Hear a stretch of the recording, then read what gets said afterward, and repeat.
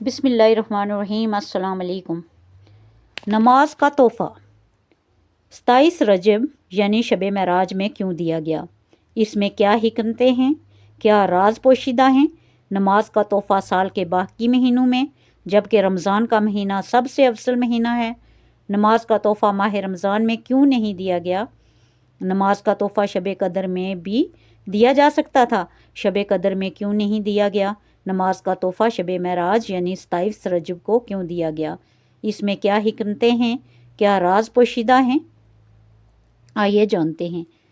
محترم ناظرین، ذرا تصور کیجئے اللہ تعالیٰ نے اپنی سب سے محبوب امت کو ایک ایسا تحفہ دینا چاہا جو صرف احکام کی فہرست میں شامل نہ ہو بلکہ دل، روح، وقت اور زندگی سب کو بدل دینے والا ہو۔ سوال یہ نہیں کہ نماز فرض کیوں ہوئی، اصل سوال یہ ہے کہ نماز کب، کہاں اور کس ماحول میں تحفے میں دی گئی، کیونکہ فیصلے کا وقت، اس مقام ہی اس کے وزن اور راز کو ظاہر کرتا ہے۔ اگر نماز صرف ایک عبادت ہوتی تو زمین پر وحی کے ذریعے بھی دی جا سکتی تھی جیسے باقی احکامات دیے گئے۔ اگر یہ صرف اجر کا معاملہ ہوتا تو رمضان کے مبارک مہینے میں عطا ہو سکتی تھی جب ہر نیکی کے گناہ بڑھا دی جاتی ہے۔ اگر یہ صرف بخشش کا اعلان ہوتی تو شب قدر میں دی جا سکتی تھی، وہ رات جو ہزاروں مہینوں سے بہتر ہے، مگر ایسا نہیں ہوا۔ نماز کو نہ رمضان میں اتارا گیا، نہ شب قدر میں اور نہ کسی عام روحانی لمحے میں۔ نماز دی گئی شب معراج میں، وہ رات جو تاریخی انسانی میں دوبارہ کبھی نہیں آئی۔ شب معراج کوئی عام مبارک رات نہیں تھی بلکہ وہ لمحہ تھا جب زمین اپنی حد پر آ کر رک گئی اور آسمانوں کے دروازے ایک انسان کے لیے کھول دیے گئے۔ نبی کریم صلی اللہ علیہ وسلم کو نہ خواب میں، نہ کشف میں بلکہ مکمل بیداری کے عالم میں بلایا گیا۔ یہ بلانا بھی عام نہیں تھا، مرحلہ وار تھا، آسمان در آسمان، مقام در مقام، حتیٰ کہ وہ حد بھی پیچھے رہ گئی جہاں فرشتوں کی پرواز ختم ہو جاتی ہے۔ یہی وہ مقام ہے جہاں عقل خاموش ہو جاتی ہے اور ایمان بولنا شروع کرتا ہے۔ اب سوال یہ ہے کہ ایسے لمحے میں نماز کیوں دی گئی؟ یہ اس لیے کہ نماز محض عمل نہیں، یہ ملاقات ہے۔ باقی عبادت بندے کو اللہ کے قریب تو کرتی ہیں مگر نماز بندے کو اللہ کے سامنے کھڑا کرتی ہے۔ روزہ صبر سکھاتا ہے، زکوٰۃ دل صاف کرتی ہے، حج عاجزی سکھاتا ہے، مگر نماز بندے کو وہ کیفیت دیتی ہے جس کا ذائقہ نبی کریم صلی اللہ علیہ وسلم نے معراج میں چکھا۔ اس لیے نماز زمین پر نہیں اتاری گئی بلکہ آسمانوں میں دے کر زمین پر بھیجی گئی تاکہ امت کو یہ پیغام دیا جائے کہ تمہاری زندگی زمین پر ہے مگر تمہارا رشتہ آسمان سے ہے۔ یہی وجہ ہے کہ نماز کا تحفہ کسی مخصوص مہینے کے ساتھ نہیں باندھا گیا۔ رمضان سال میں ایک بار آتا ہے، شب قدر سال میں ایک رات آتی ہے، مگر نماز ہر دن، ہر رات، ہر حال میں ہے۔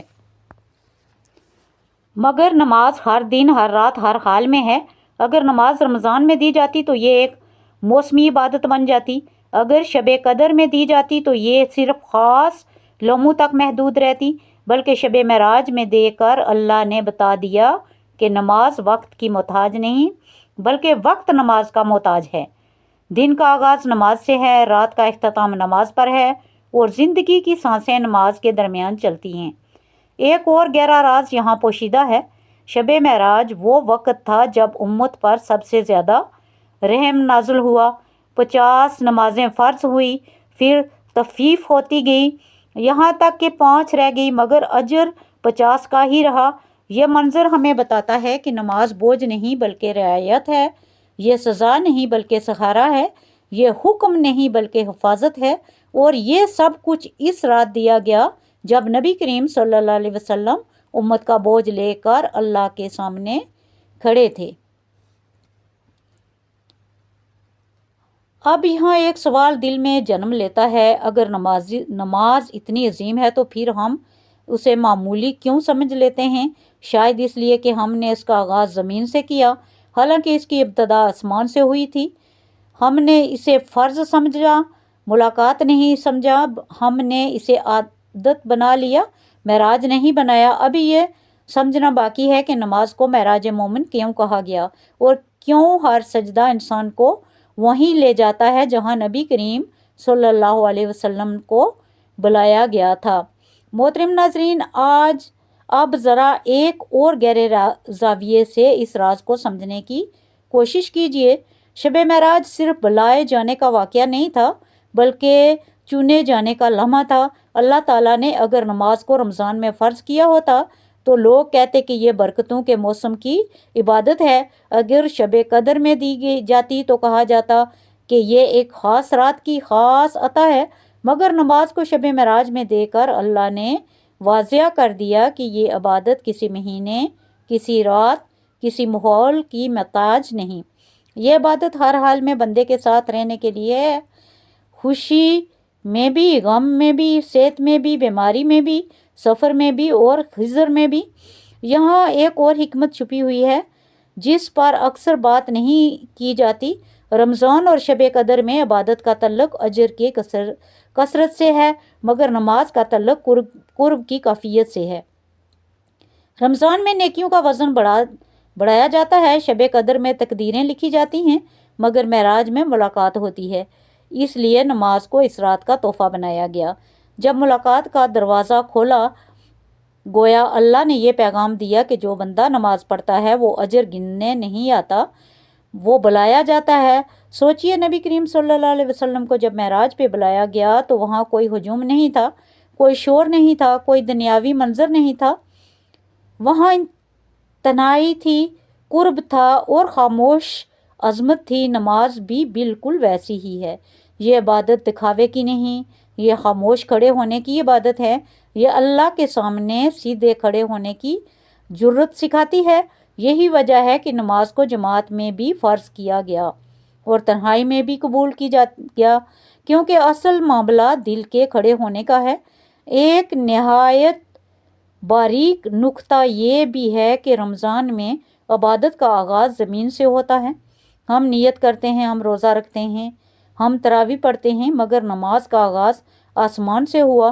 یہ واحد عبادت ہے جس کا پہلا حکم زمین پر نہیں آیا۔ یہ بات خود نماز کی خاصیت بیان کرتی ہے۔ گویا اللہ تعالیٰ فرما رہے ہوں کہ میں نے باقی باتیں تمہیں بھیجی، مگر نماز کے لیے تمہیں خود بلایا۔ آپ ذرا اس سوال پر رکیے جو اکثر لوگ دل میں رکھتے ہیں مگر زبان پر نہیں لاتے۔ اگر نماز اتنی عظیم ہے تو پھر اس میں سستی کیوں آتی ہے؟ اس کا جواب بھی اسی راز میں چھپا ہے۔ جب کوئی چیز معمول بن جائے تو اس کی قدر کم ہو جاتی ہے۔ ہم نے نماز کو گھڑی کے ساتھ باندھ لیا ہے، حالانکہ یہ نماز کو وقت دینے کا نہیں بلکہ وقت کو نماز دینے کا نام ہے۔ معراج میں وقت کم ہو گیا تھا، فیصلے ختم ہو گئے تھے، اس لیے نماز وقت کی قید سے آزاد کر دی گئی۔ یہی وجہ ہے کہ نماز کا ترک کرنا قرآن میں کفر کی قرب کہا گیا، مگر روزہ چھوڑنے پر وہ سختی نہیں آئی، اس لیے کہ روزہ ایک مہینہ ہے، نماز زندگی ہے، روزہ تربیت ہے، نماز پہچان ہے، روزہ انسان کو مضبوط کرتا ہے، نماز انسان کو زندہ رکھتی ہے۔ شب معراج میں نماز دے کر یہ واضح کر دیا گیا کہ امت کی بقا کا راز کسی خاص موسم میں نہیں بلکہ روزانہ کے سجدے میں ہے۔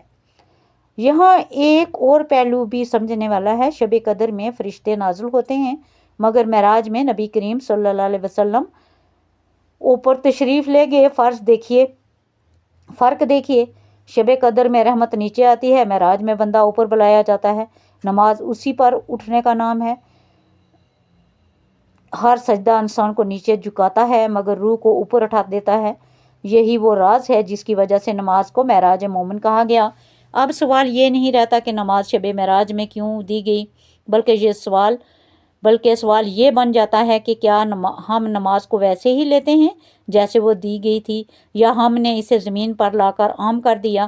ابھی ایک آخری پردہ باقی ہے، وہ پردہ جو یہ بتاتا ہے کہ نماز صرف فرض کیوں نہیں بلکہ حفاظت کیوں ہے، اور یہ کیوں قیامت کے دن سب سے پہلا سوال اسی کا ہوگا۔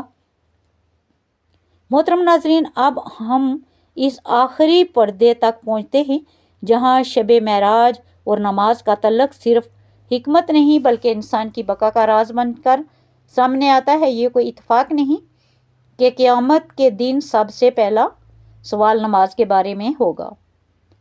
सवाल ये नहीं होगा कि तुमने कितना कमाया, कितनी कामयाबियां हासिल की या कितनी इबादतें गंवाईं, बल्कि सवाल ये होगा कि तुमने नमाज को कहाँ रखा, क्योंकि नमाज वो वाहिद इबादत है जो बंदे के ईमान को ज़िंदा भी रखती है और उसके दिल को अल्लाह से जोड़े भी रखती है।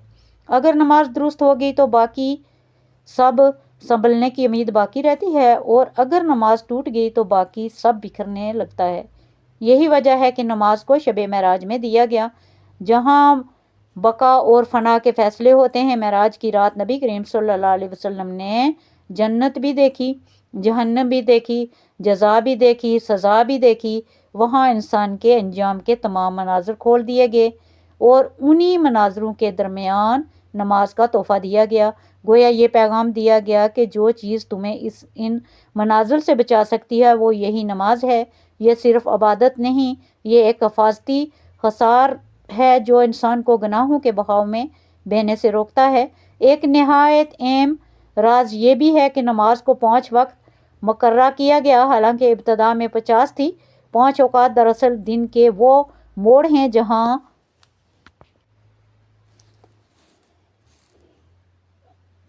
एक नहायत अहम राज ये भी है कि नमाज को 5 वक्त मुकर्रर किया गया, हालांकि इब्तदा में 50 थी।